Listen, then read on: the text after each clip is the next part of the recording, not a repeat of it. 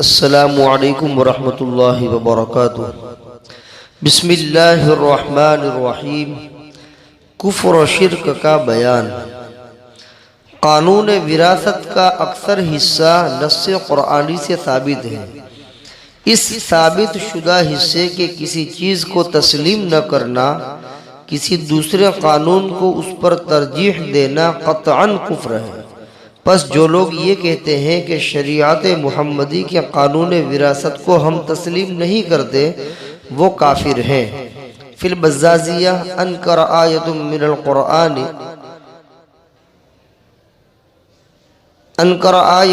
القرآن او سخر بآیت منہ یکفر انتہا۔ بزازیہ علی ہامش ہندیہ جلد 6 صفحہ 342 مکتب ماجدیہ۔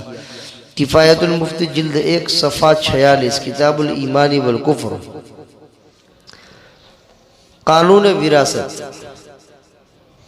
یعنی جب کسی آدمی کا انتقال ہو جاوے اور اس نے اپنے پیچھے کچھ مال چھوڑا ہے تو اس مال کو ورثہ کہتے ہیں۔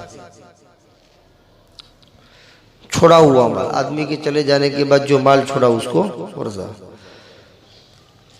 اور اس کے اندر جو شریعت کا حکم چلتا ہے اس کو قانون وراثت کہتے ہیں کہ اب یہ آدمی چلا گیا، اس نے اپنے پیچھے بہت سا مال چھوڑا، مکان چھوڑا، زمین چھوڑی اور کوئی جائیداد چھوڑی، تو اب یہ کس کو ملے گا؟ یہ مال کس کا ہے؟ تو شریعت نے اس کے قانون بتلائے ہیں کہ مرنے والے کا باپ زندہ ہے تو اس کو کتنا ملے گا، مرنے والے کا دادا زندہ ہے، مرنے والے کا بیٹا ہے، مرنے والے کی بیٹی ہے یا اس کے کوئی رشتہ دار ہے، تو کس کے ہوتے ہوئے کس کو کتنا ملے گا وہ قرآن نے بتایا۔ نص قرآنی سے یہ حکم ثابت ہے۔ تو یہ اللہ کا ایک اٹل فیصلہ ہے کہ کس کو کتنا ملے گا۔ قرآن کے اندر اس کے اکثر مسائل بیان کر دیے ہیں۔ اب جب کہ یہ قانون قرآن سے ثابت ہے، اس کے باوجود کوئی آدمی اس کو تسلیم نہیں کرتا، اس کو نہیں مانتا ہے، اور اس کے علاوہ کوئی دوسرا قانون وہ مان رہا ہے۔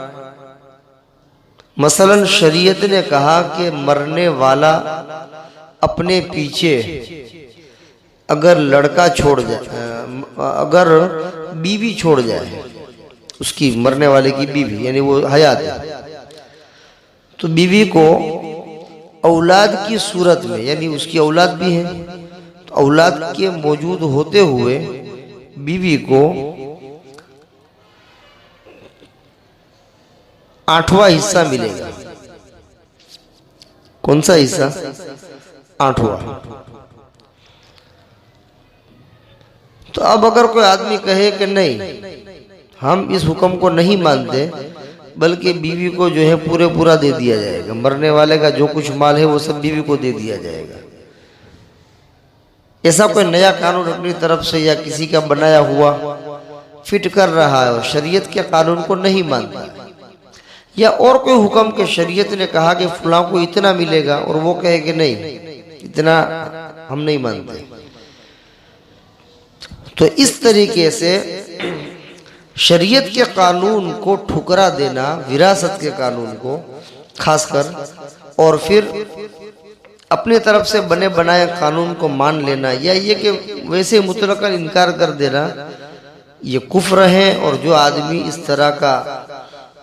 طرح قانون کا انکار کرتا ہے وہ کافر ہو جاتا ہے، اس لیے کہ وراثت کے قانون کا انکار کرنا گویا کہ قرآن کی آیت کا انکار کرنا ہے، اس لیے کہ وراثت کے قانون قرآن سے ثابت ہے، لہذا وراثت کے قانون کا انکار کیا تو گویا کہ قرآن کی آیت کا انکار کیا، اور ظاہر بات ہے کہ جو قرآن کی آیت کا انکار کرے وہ کافر ہو جاتا ہے۔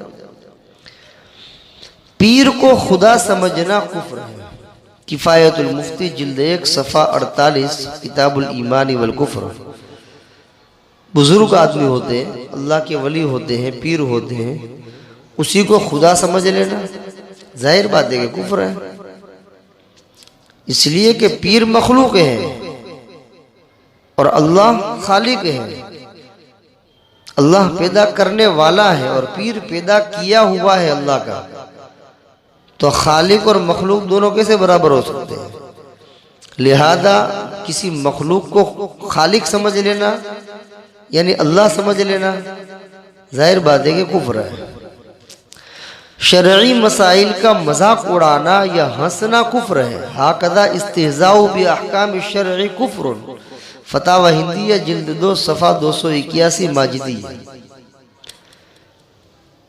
جو فقہ کے مسائل ہیں جو قرآن اور حدیث سے ثابت ہیں، وہیں سے مستخرج ہے، وہیں سے استنباط کیے گئے ہیں، نکالے گئے ہیں، تو شرعی مسائل جس میں انسان کی ہر شعبے کی رہبری موجود ہے کہ وہ نماز پڑھے تو اس میں کیا مسائل ہیں، برابر وہ حلال روزی کما رہا ہے تو اس میں کیا مسائل ہیں، وہ روزہ رکھتا ہے تو اس کے کیا مسائل ہیں، گویا کہ ہر شعبے کے جو شرعی مسائل ہیں ان شرعی مسائل کا اگر کوئی آدمی مذاق اڑاتا ہے، کسی نے کوئی مسئلہ بیان کیا اس کا مذاق اڑایا، یا اس کو شریعت کا وہ قانون اور وہ مسئلہ دماغ میں نہیں اترا تو وہ اس کے اوپر ہنس رہا ہے کہ یہ بھی کوئی قانون ہے، اس طرح ہنس رہا ہے، تو اس طرح شریعت کے کسی مسئلے کا مذاق اڑانا یا اس کے اوپر ہنسنا یہ کفر ہے، آدمی کافر ہو جاتا ہے، اس سے خوب بچنا چاہیے۔ شریعت کا اگر کوئی مسئلہ سمجھ میں نہ آوے، ہمارے دماغ میں نہیں اتر رہا ہے، تب بھی ہم کو ماننا ضروری ہے، دماغ میں اترے یا نہ اترے، ہم کو سمجھ میں آئے یا نہ آئے، شریعت کا ہر قانون ماننا ضروری ہے۔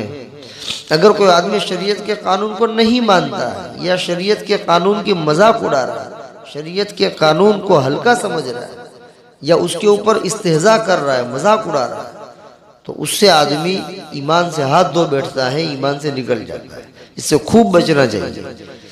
اس میں بہت سستی ہے، جو آدمی دین سے ناواقف ہوتا ہے اس کے سامنے کوئی ایسا مسئلہ بیان کر دیا جو اس کے مزاج کے خلاف پڑ رہا ہے، تو شریعت کا مسئلہ مزاج کے خلاف پڑے یا نہ پڑے اس سے کوئی سروکار نہیں، شریعت کا مسئلہ اپنی جگہ پر اٹل ہے، اب تیرے مزاج میں آوے یا نہ آوے اس سے کیا لینا دینا۔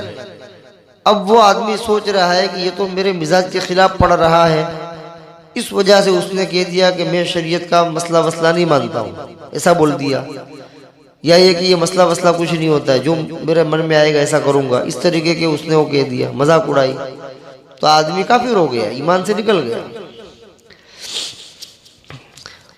کوئی شخص کہے کہ شرع سے یہ حکم ہے اور سننے والا کہے کہ ہم شرع ورع نہیں مانتے، یہ کفر ہے۔ قال اینچے شرع است یکفر لأنه رد حکم الشرع بزازی علی ہامش ہندیہ جلد 6 صفحہ 337 ماجدی۔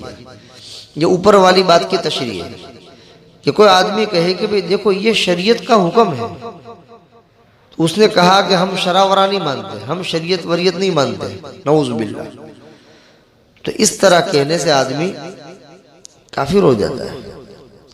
ایک آدمی نے کہا کہ بھئی دیکھو نماز پڑھو، نماز فرض ہے، وہ کہتا ہے کہ ہم شریعت کا حکم نہیں مانتے۔ کسی نے کہا کہ روزہ رکھو، یہ شریعت کا حکم ہے، یہ فرض ہے، قرآن کا حکم ہے، اس نے کہا کہ ہم شریعت کا حکم نہیں مانتے، نعوذ باللہ۔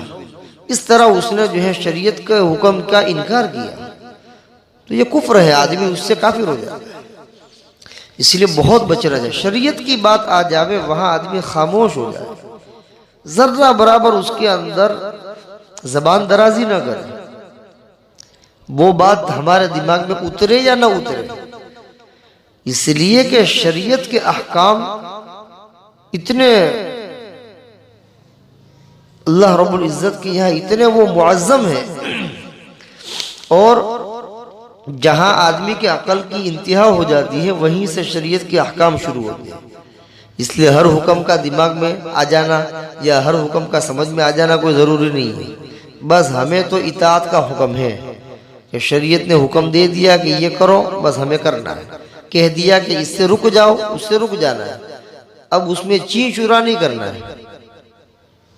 سمجھ میں آیا کہ ایسا کیوں ہے، ایسا کیوں ہے، ایسا یہ چوں چرا کرنے والا جو ہے وہ بھٹک جاتا ہے۔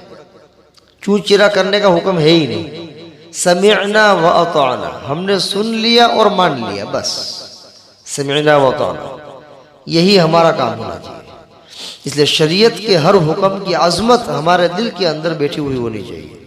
شریعت کی بات آ گئی ہم خاموش ہو جائیں، چاہے وہ حکم فرائض کی قبیل سے ہو، چاہے وہ حکم واجب ہو، چاہے وہ حکم سنت ہو، سمجھ میں آیا، ہر چیز کی عظمت ہمارے دل کے اندر ہونی چاہیے۔